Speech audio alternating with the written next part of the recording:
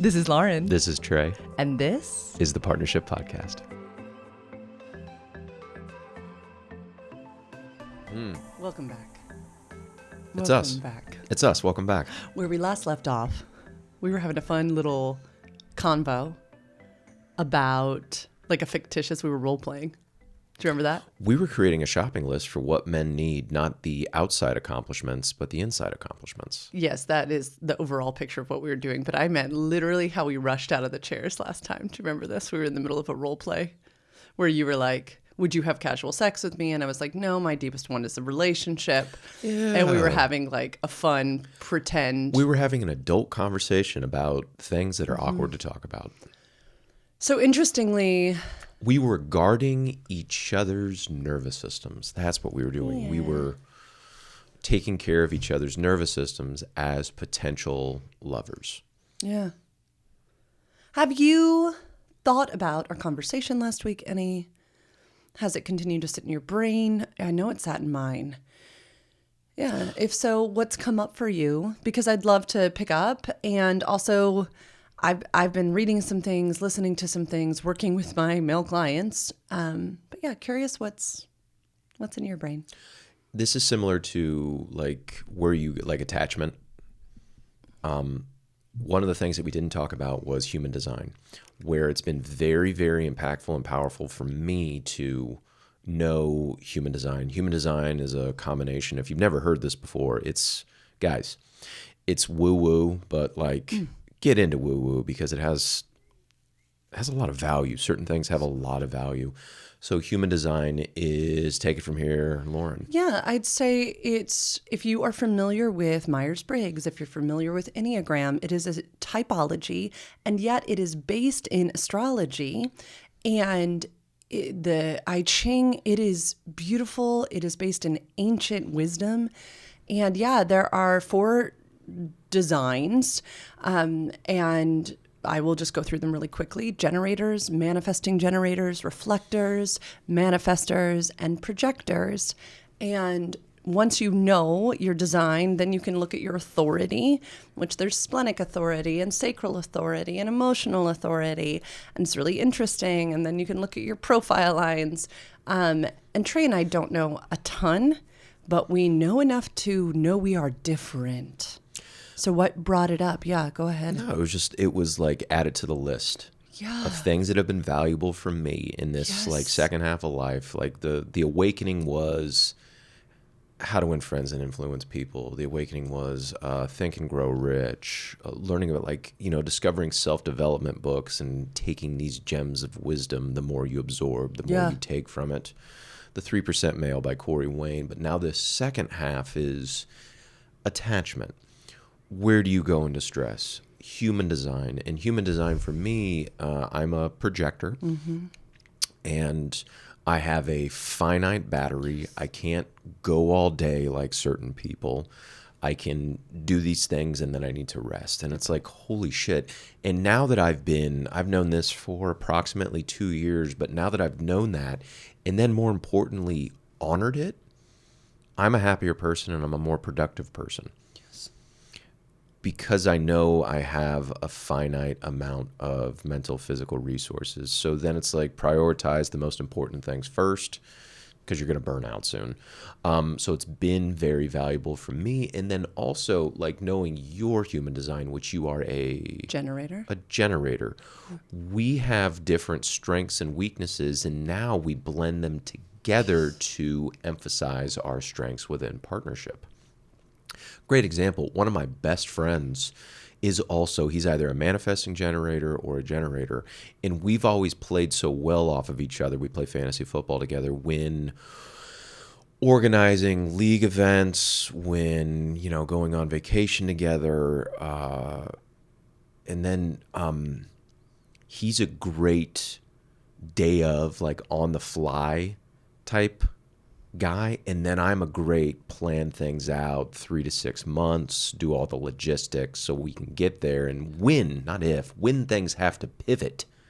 He's great at that. He's a great guy with a microphone. He's a great MC. And I'm a great guy in the backgrounds making sure that has everything so he can have that microphone in there. And so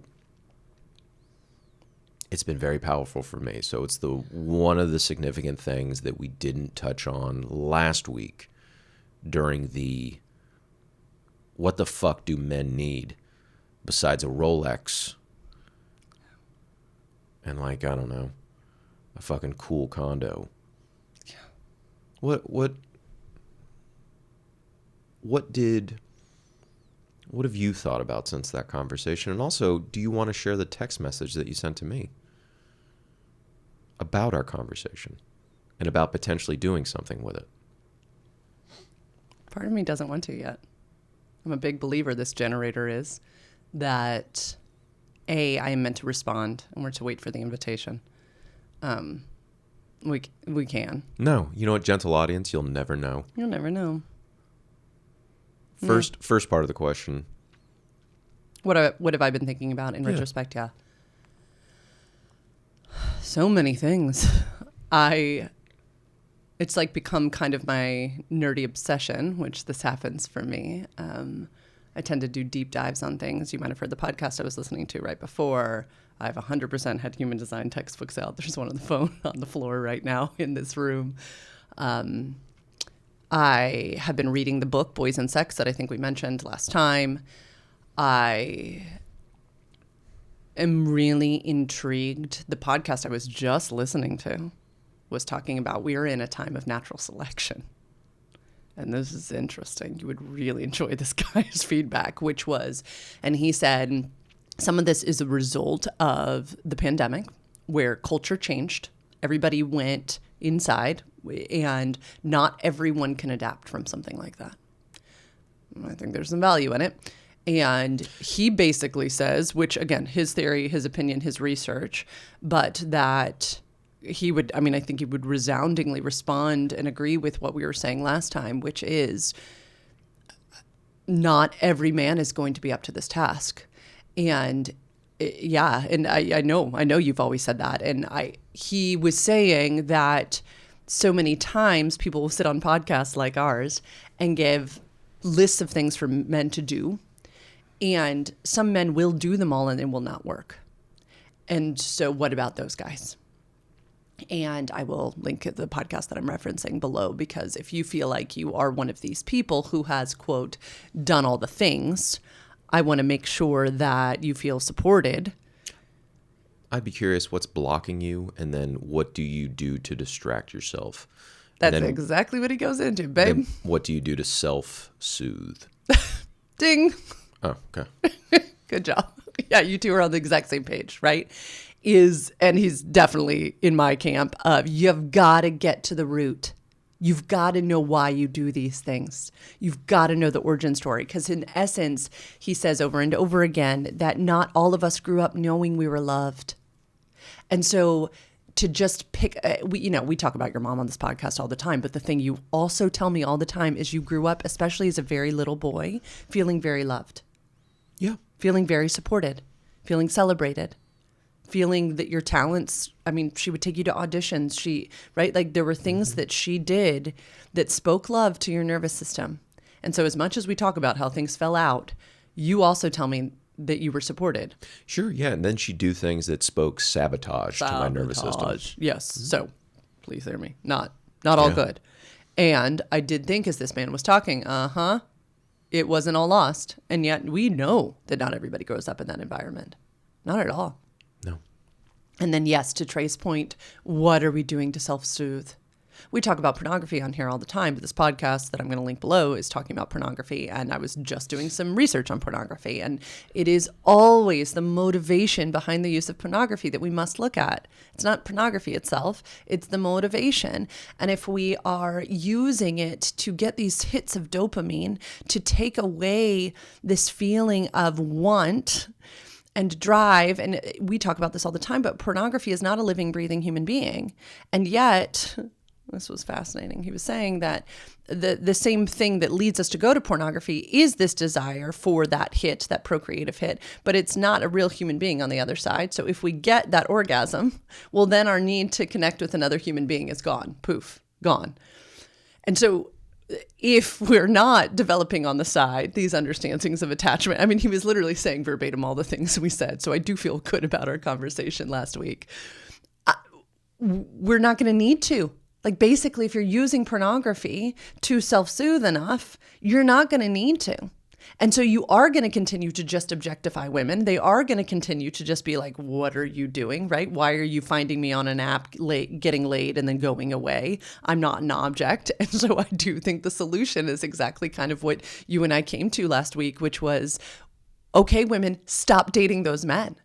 Right? Like, start saying, nope, that's not what I'm looking for. Nope, that's not what I'm looking for. Because the best teacher is not getting something that you want, is being able to go, oh, she's not an actress in this porn. She's a human. And I must need to do more. I must need to evolve and adapt. And I think Trey said it on here. That was one of the aha moments in his brain. Now, I also think that Trey has always been a person who is solutions oriented, and it is one of your absolute superpowers. You even said last week, do all these things, find your mission, find your purpose, yada, yada, and then monetize it. And I thought, speaking of human design, that's Trey's money gate. You don't all actually have to monetize your passions. Trey just loves doing that. Some people love to have a job and then play with their passions. Mm-hmm. And that's also equally fine. But have passions, have purpose, yes. But that comes easier to some. It does. And not to all. You had a passion. You did have a mom who took you to auditions as a little person. Sure. It was like, want to do this? We can do this. It's such a fun, complex, juicy thing. And I think forever the solution to complex things. And it's funny, I was talking with the 14-year-old baby about this yesterday, and she was talking about natural consequences and how, what a great teacher they are and how thankful she is. She just said this on the phone. You and I, let's brag about the baby for a second. You and I are both like, this human is so freaking cool right now. She's like tapped into a wisdom well recently. We both just, she's growing. We'll leave a time with her and we're both like, huh. Mm-hmm. So yeah. Baby, when you see this someday, maybe in 10 years, you're in a cool stage right now. Here in July 2025, we're obsessed. Anyway, she was talking about the fact that when she doesn't get a great grade at school, you and I will sit with her and be like, here's the natural consequence for this. But now let's figure out why. What's the obstacle here? What help do you need from the adults in your life to better support you? What is going on with this teacher dynamic? She was talking about the math teacher this past year, right? What do we need to understand more about the entire context to support you as a human? What do you need to feel most loved and supported by us? And here's the natural consequence, because we live in a world where there should be natural consequences. She was just like raving about this, that there is love and natural consequence. That she doesn't lose her belonging, but she is also learning, oh, this behavior results in this. I'm so thankful that we don't separate the two. Yeah. We had to we had to actively. Yeah. Which is why people self-soothe and go to the easier option. Because you and I had it bad, but we didn't have it the worst. You had it where, I don't know, if you don't clean your room, you're going to go to hell and you're now sinning. And forgetfulness is sin. The devil is now in the room. To tell a child that is fucking insane. And then I just got fucking yelled at where rage came out of my mother.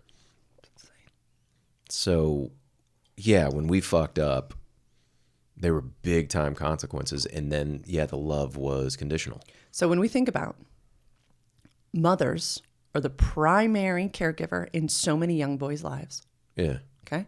Yeah. When we talk attachment, I would argue, I say to my male-bodied clients, that they are still afraid of that feminine wound. Sure. Of that female-bodied wound. Mm-hmm. Of fucking up and then getting yelled at. And then we add on, this is what I was reading about in Boys and Sex this morning, Me Too movements, things like this, right? This lack of restorative justice and understanding how when someone has done wrong, how we can instill a natural consequence and then bring in accountability, responsibility. What do? Right? So you fucked up. Now what? How are we restoring relationship? What are you just labeled this for the rest of your life? And is the person who was harmed just labeled the victim for the rest of their lives? What happens now? We're in a very interesting point. Yes, I would love for assault never to happen again. I would. But I would also love parents to start talking to their fucking kids about sex and consent and pleasure and genitals and desire and want and porn. And I can't make it all happen at the same time. And it is such a large thing. And this is why I say to clients and on every single podcast I go on, sex is not everything. It is just a part of everything. And you're exactly right. If we're not going to do the work on our own, I think it's a lost cause. And I feel very riled about this today. But we got to. I think we owe it to the future generations. Interestingly enough, when he was talking about natural selection, he was talking about this idea that women don't need men anymore to have babies. They can go to a sperm bank. And so it's even taken out this. He had this great tip. He said, if you want to learn how to do relationship, go to a park and watch the dads and see what those men have that you have not yet mastered. Don't go to the gym. Don't go to the club. Don't go to the places where the single men are. Go to the spaces where the men that have the life you want to live exist in. That's important to say that because you're going to see a lot of dads that are living a quiet life of desperation too. You are. You're going to see a lot of dads on their phones. Yep. Yeah. And also, you know what? I'll take that back because sometimes if you have fucking kids, especially like little toddlers and babies, you need a goddamn break. We do. Thank you. So, there's a whole slew of women who are like, stop touching us at the park. See the dads that you admire just on the outside looking in. Yes. Same thing with couples. I would say the same thing, the couples, right? The pretty couples in their 50s and 60s that both have taken care of themselves, dress well, that are touching each other. And emotionally relating. Yeah. They could not be pretty too, babe. They could be very homely looking and connected and alive. Well, mine are, in my mind, they're pretty. So this is, you have yours, Trey's I have mine. And then the beautiful, babe, they don't have to be beautiful. You can go they do. All right? Like and subscribe. What the fuck? So, what were we talking about? No, but isn't this we didn't talk about this last week. Yeah. Because you and I had a conversation very early on about the couples, the partnerships we admired. I had one growing up. In my 20s, I had one. It was a young couple. And they're still together this day. They had their first kid. I think they waited 10 or 15 years. I'm moving the camera. You keep talking. Yeah, sure. You going to the bathroom? No, I just feel like you're out of the shot, and I don't like it, and I just keep noticing it. There we go. Thank you. No, it was just it was a young couple, and they were always so affectionate with each other, and they were loving, and they were kind, and they were sweet. And we finally got to tell them in 2021 in a wedding when you were with me. This is before we were married, where we got to share with them where I always admired them from afar. Yeah. Or when I got to see them interact. That was such a cool moment. And do you remember the smiles on their faces? Talking about, how we talk about lighting someone up? Mm-hmm. I will never forget their faces. They were both touched.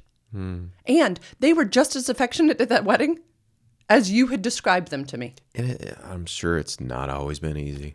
Being in partnership for almost what? For now we're pushing 6 years. It'll be 10 soon. It's there's some fucking dark moments. Yeah. Okay, here's a new question. What has sustained you in those dark moments? Why have you chosen to remain in partnership? Oh, and not say fuck it? Yeah, because that would be a completely understandable choice. I'm a lot. I put a golf shed in the backyard about a year ago. And it was $8,000. So yeah. Does this sustain you? So I don't think you've ever once gone. My turn. It's my turn. So yeah, I'm gonna go to my shed. Yeah, I'm gonna go hit golf balls in my shed. That's So, what yeah, I'm imagining. Still my turn. So I'm married to the game. Oh. Are you saying golf has been real? What has sustained me over the years is, holy shit, fuck. Because wouldn't this be a good thing for people to start working on? What sustained you over the years? And then I'll copy your idea and I'll present it like it's my own. Thanks, Bob. What's this? Why haven't you? Oh, okay. You, baby, selfishly, you treat me really fucking well. You're not perfect. I don't want you to be perfect. You treat me so well. You're so excited to see me. You encourage me at my hobbies. I feel very well supported by you.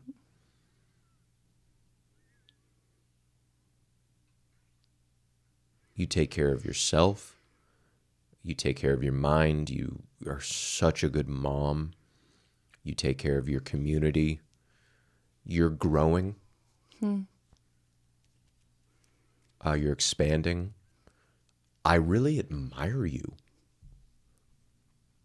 And you can fuck, honey. Boy, like, what a transcendent lover you are.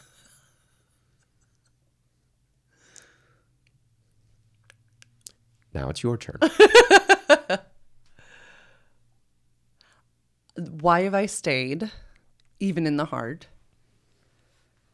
is because equally I enjoy what partnership with you provides me with and does to me. I enjoy the way in which partnership with you challenges me, sharpens me, refines me.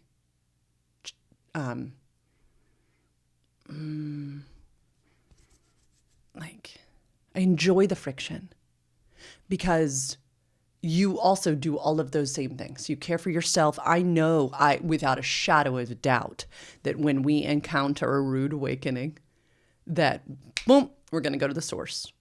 And it took that one in like October.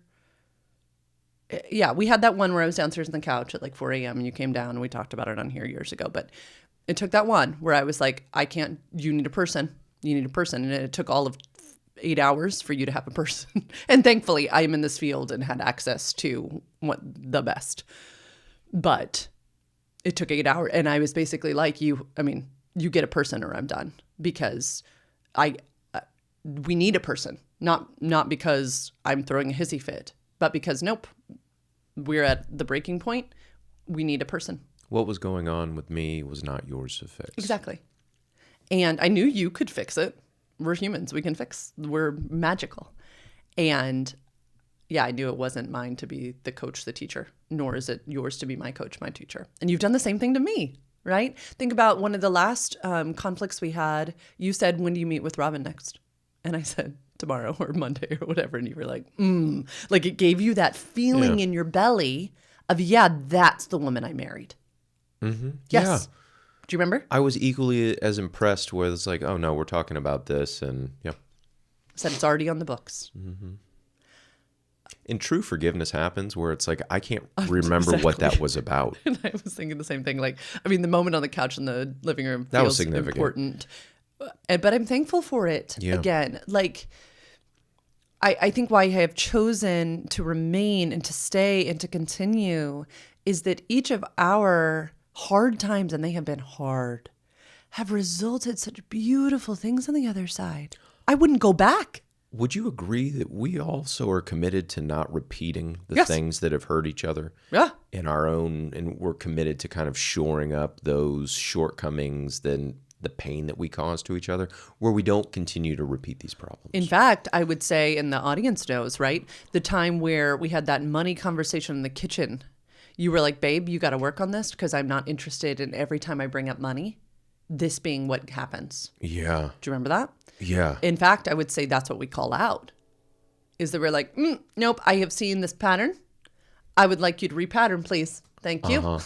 That was wild, yeah, where it's like, hey, I invested in a very sound investment with the finances with my own wisdom. Yeah, that I had available. It's not like our sorry. shared money. It's okay. It's yeah, that was wild. Yeah. Yes. So I appreciate, and I hope I say this often because it's a thing I come back to, which is totally a thing that people could be working on at any time in their lives. I am fucking obsessed with your habits. I love them.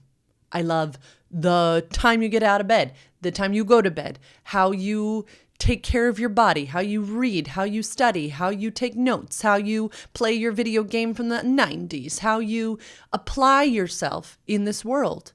I'm obsessed. And it's so funny when we think of like what attracts us to another. That is one of your most attractive qualities to me. Is that how you manage your resources? Yes, how human design has been so helpful to us. I am so glad you brought that up. And we just continue to learn about it. Continue. We did a couples read with Andy. I'll link her below. So helpful to us. Yeah, she's great. I'd recommend to anybody listening. Yeah. Do a couples read with Andy. Yeah. Like these are the touch points that could be a little sticky. Trey, you need to protect. What did she say? Lauren's joy. If Lauren is not in joy, whoa, some warning bells need to go off. She said that like you're my charger where I plug into you to get like energy and joy and all these things. And I'm your grounder where you come down and you kind of feel rooted with me. So make sure and protect those two things. Yeah. And that was stuff we had felt since the beginning. Mm-hmm. And that now we have a name for it. And we were like, yeah, we know that to be true. So I have no access to my emotions, no access to my spleen. Trey has splenic authority, but interestingly enough, he has this gate. And again, I know we're speaking probably a foreign language if you don't know human design, but has a gate that connects to my root center. So I have access to emotions when I am with Trey. Human design has just provided us with endless amounts of tools to continue to know you and know me. And I think in this argument that I was listening to on the CEO podcast linked below, where he's talking about natural selection, I think a great idea, because he was talking about what works for Trey is not going to work for somebody else. Agreed. So get to know yourself. That's such a better alarm, though. Oh, God. Do y'all remember? Do you remember? Get to know yourself. Get to know how you're made. Because wouldn't it just be lovely and glorious if on dates we knew who we were and were presenting this to another? Knew our strengths and our weaknesses, knew our limits and capacities. I'll never forget, Trey tells a story once about a girlfriend who gave him this birthday gift of a scavenger hunt and a race car drive and all of these things, and then dinner, and then at the end of this very long day wanted to have sex with him, and then she ended up crying because... I think I cried too. I whined. I whimpered. He was so tired. All I wanted to do was fart. Yeah. Like, you had been going since like the morning, right? Yeah. Yeah. No, Trey does not have that energy. But you didn't know that. You didn't know that to say. She didn't know that. It was so stressful. The whole day.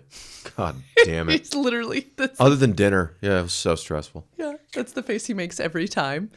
And it's not somebody else's job to mind read. I think it's our job to know ourselves. And that work can start at any time. It truly can. Yeah. I think the one thing that we could continue to address is the way sex plays into the way that we date, the way... Yeah, I think we could still continue to address that on future podcasts. Because sex isn't everything. It's just a thing. Just a part. That's what I always say. That just makes it sound stupid. Sex isn't everything. It's just a thing. Make sure to like us, subscribe. Make sure to work with you, me. Motherfucker. Where we talk about sex just being a thing. It is just a thing, but it's a part of everything. You're welcome. It was good. It was like that one time you gave a different URL and then I worked on the URL for way too long.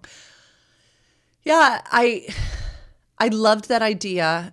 And so this is, I don't know, homework assignment, or this is the addition to what we were saying last time, human design work, and start to observe couples and families that have what you want. Start to look at them. Ask them questions. Stop asking your single buddies. This is important. Get advice from the people that you admire in relationship, if that's what you want. If you want to date a bunch of women and be a player, get advice from that. Yeah. But if you want to be a family person and you want to be vibrant, you want to thrive, get advice from that. Last thing that I'll leave on, this just made me think of it, and I'm throwing it out there. Same thing with women. Yes. Like, ladies, like, yes. For fuck, just it's be so fucking careful where you take advice from. Actually, in anything that's important, be so careful. Which I think is ironic, right? Because it brings us back to why we started this conversation was my new events at Soho House, which are literally live sex and relationship coaching. So if you're listening to this and you live in New York City, let me know. I can get you on my list. This is the reason, is that we need people to ask these things. Today is July 23rd, 2025. Oh, yeah. I might not be there whenever you hear this. See, logistics guy, day of coordinator. We play off each other's strengths. I was going to say this. I'm going to try to get some sex after this. Fuck. Is the top on? Top's on. Make sure and like it. Subscribe. One of my colleagues, Dr. Jess, literally her main work that she does now is with high level, like C-suite execs around the world. They bring her in to work with their top level executives and their wives or their partners, if it's a woman and it's a husband. Because what they have found, what research is showing, is the happier the relationship, the better the business thrives. Yeah, it's the circle. Everything else is taken care of. You can do good shit when you on the job. Love your partnership, when you can have these hard conversations about sex, when your sex is good. Interestingly enough, right? The whole astronomer CEO and HR director, right? We're seeing a crumble because of sex. Interesting, fascinating. So it behooves you in so many ways to be doing this work. It does. It might just make you better at your job. Okay, I got to wrap us up because this was a quick and dirty podcast. Thanks for coming. We actually can do a wrap up this time to the Partnership Podcast with Lauren and Trey. Keep in mind that these are our opinions and our opinions only. Take what you like, leave the rest. You have a right to self-determination and informed decision making. If you want to work with somebody on these things, I love to work on these things with my clients. You can go to sexedforyou.com/free consult and request a consult. Tell me what you're interested in working on, and I will approve you or deny you. Be sure to like, subscribe, share, tell us what you think of this episode in the comments below, and feel free to ask questions. We will talk to you all soon. Bye-bye.